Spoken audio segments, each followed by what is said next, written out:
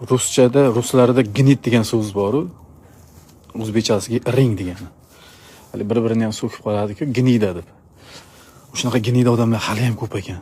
Juda ko'p ekan. Yaxshi ham opisiyaga yozib qo'ydim videomni.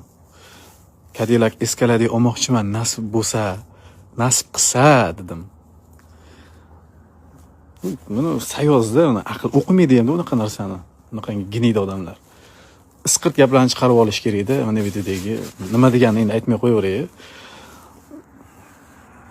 Endi men ba'zi bir haromxo'r mashina furushlardan ko'nglim qolib ketganligi uchun o'zim videoga olib chiqarib qo'ydim.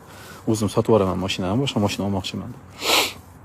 Qaytdagi bunaqangi safsata, musor gaplar kerak emas. Tillangga ehtiyot bo'linglar, hushyor bo'linglar. Bunaqa gnidalardan Xudo saqlasin. Lekin bular odam bo'lmaydi. Bular shajara shunaqa gnida bo'lib kelganda bular chunki.